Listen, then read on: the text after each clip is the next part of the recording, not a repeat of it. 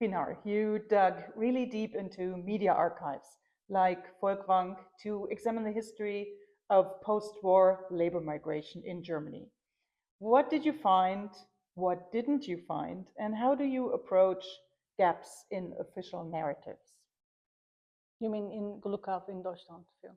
Yeah. Mm-hmm.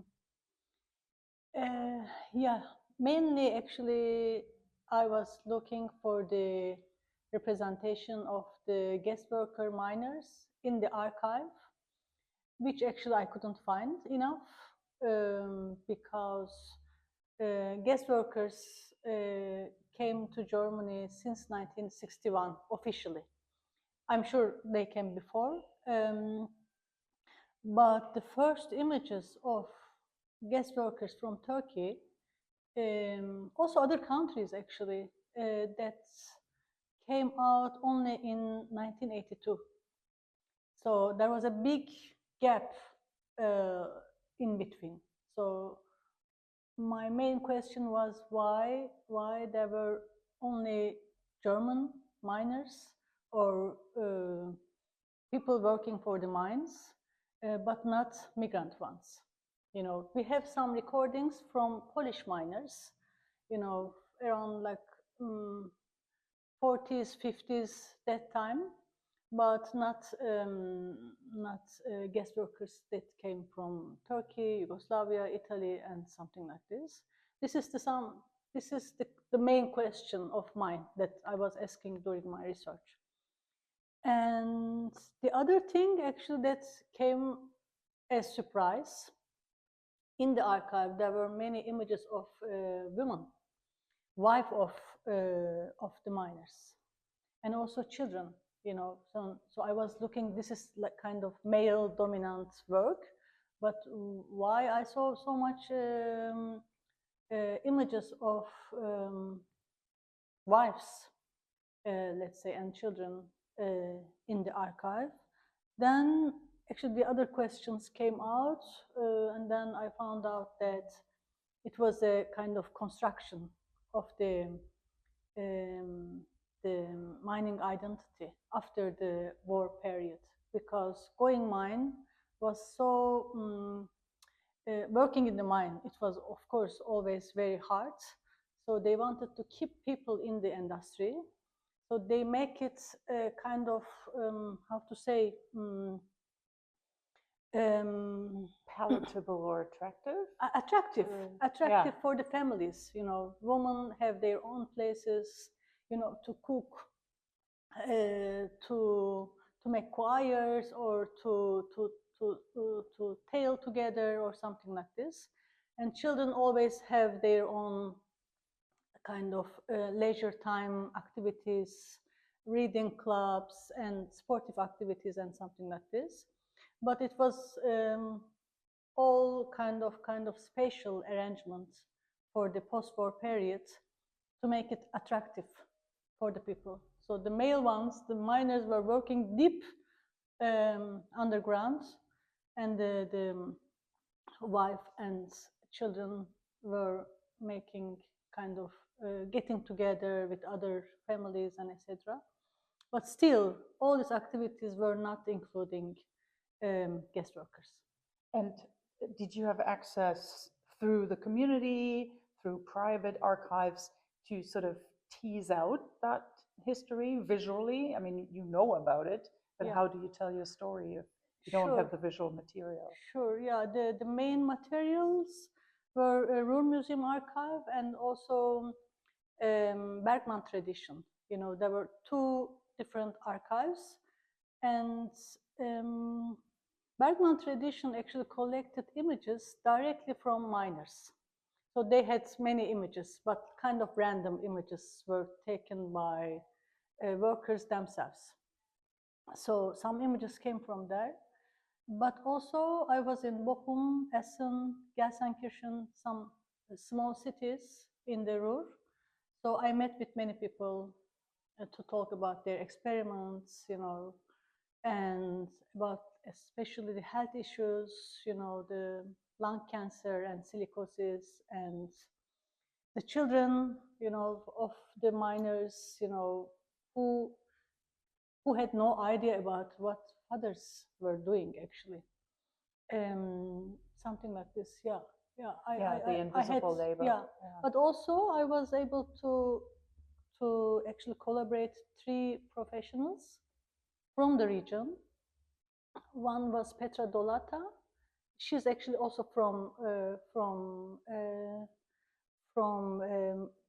Ruhr region, and her father was also a miner, and I think she's also teaching in Canada, as far as I know. And she works on mining, no, energy and women.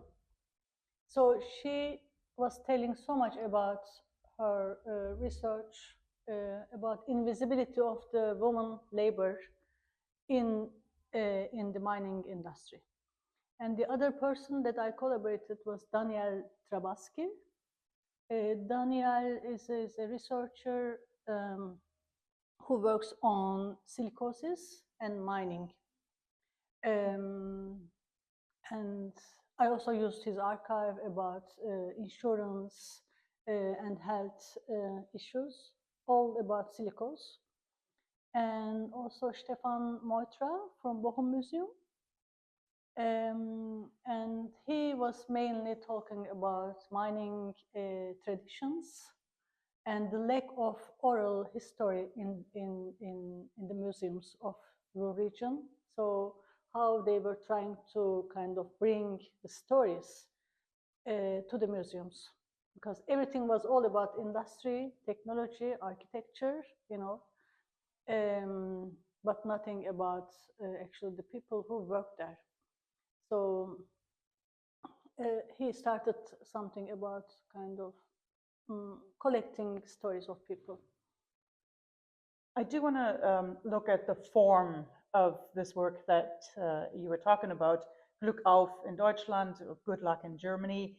It's an intricate montage or collaging of photos into moving images. Tell us a bit about that relationship and how, or what role your voiceover plays in that. So let's talk about the visuals, how you made the photos moving images, and how audio comes into it. Your voice is in the off, right? We don't see you, we only see the photos. How did that come together for you? Actually, this is kind of my second film that I work on photography. After Gurbet is a Home Now, this is the second film that I work with the images, not moving images, but mainly archival materials. What I'm doing actually mainly first, I just try to kind of making groups of the images, you know, their contents, and just really trying to communicate with the image itself, like listening the image, you know, what this image can tell to the people. And then adapting some stories which is related with the image itself, you know. It can be kind of the image from 60s, but the voiceover comes from 80s, something like this, because the narration is like kind of looping. Nothing is changing in this industries for a long, long time. So actually I was not hesitating to bring together stories of kind of a miner from 60s, but interview from 80s, something like this. Yeah, that's an interesting sort of discrepancy or also parallel in space and time in your work there. I also try to adapt the collage works to the film, because, you know, film process is an editing process. It's all about cutting, you know, but in digital platform, of course. And then when I made these collage works, the physical collages, like handmade collages, you know, so I just noticed that, you know, I was making some new kind of realities, kind of creating new realities with the images, all in the archive, because there was something missing, you know, because you see the images, they were no leisure time for minors, you know. For example, they're always in the work, they always sort of around the factory, they were photographed. So through the collages, for example, I was working on some kind of playful, different time relations with the landscape, also with the architecture, and city itself, you know. Coming back to my first question about the archives, it just occurs to me to just ask you whether cyclically your work is going back into the Ruhr Museum collection. So is that being fed back? Are they integrating it back into somehow their collection? I know you've exhibited with them, but are they taking your film back into the archive? No, they didn't take it actually. You know, I only the film was actually commissioned by Kunstmuseum Bochum. They showed the film. Yeah. Also collage work, but Ruhr Museum Essen didn't take the work. No, no. Maybe it's so much critical, all about the narration of or the identity of this mining. You know. Yeah. Let's zoom out a bit from the whole subject matter. So your work addresses the relationship between personal and collective memories. To what extent or how do you see your art, well, preserving or transforming or criticizing or changing our look back at history? And what's your role in it? Maybe, you know, I can talk about, you know, remembering, you know, or memorial, film as memorial, you know. You know, I just try to kind of deconstruct the narration of guest workers, also the role of women in the narration of guest workers phenomena, let's say. And also including people who were missed in this narration. For example, Gluckau film showing the role of woman, for example, you know, their invisible and not paid labor, you know. Nobody talks about the wife of these miners who were cleaning all this dirty clothes, taking care of the children, and doing all this education of the children, and etc. So I tried to bring these issues that never kind of discussed or even shown, let's say, in the museums and etc. When we look to Gurbet film, for example, I included Kurdish guest workers, Kurdish migrants, because the narration is always related with Turkish and Sunni people, but there are many Kurdish and Alevites, and also exiles, you know, in Germany. So also through the film, actually, you know, we could see this relation of Germany and Turkey. It's not only about guest workers, you know. The production of the guns, for example, after the First World War, the German production, it was continuing in Turkey, in Turkish factories, which were built by Germans or German big companies. Also, this big Bertha that Turkish army used in First World War, it was all bought from Germany. So this kind of relations that, you know, actually explains more about this economic relations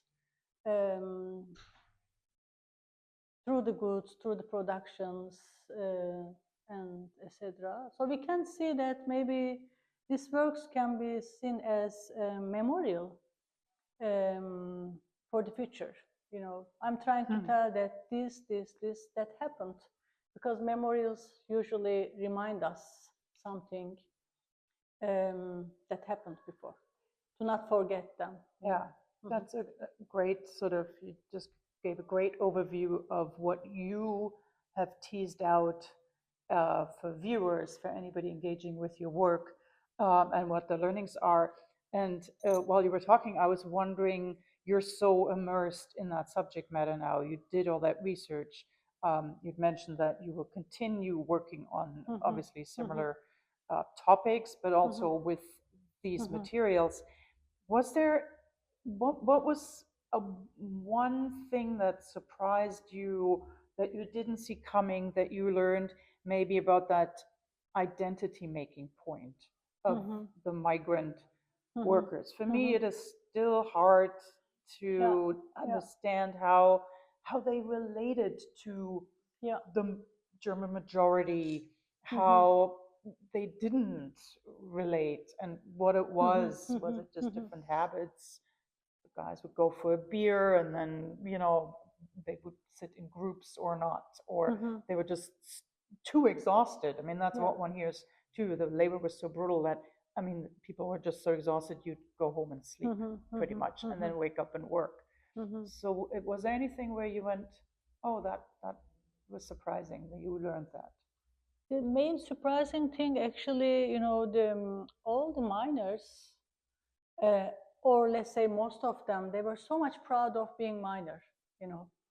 You see, this man, he's old, he's retired, and maybe he had silicosis or something like this. They still told me that they were so proud of being miner, and if they were born again, they would be miner again. So for me, it's still hard to understand what is this, what is special about mining, you know. But when I understood the construction of mining identity, especially in Germany, but I think everywhere, its relation with the military. All this giving orders, obeying it, you know, just like being proud of a soldier, you know. Why you have to be proud of soldier, actually, you know? So I think it's a bit like same male, being a group, being in collective body, you know. It's all about the construction, you know. People need identities, you know. Maybe without this mining issue and etc., they would lose the identity that they need. They want to be part of it, you know, because they have their own stories, you know, the darkness and the hardness of the work and etc. Yeah, it was the main thing that, you know, actually I was really shocked.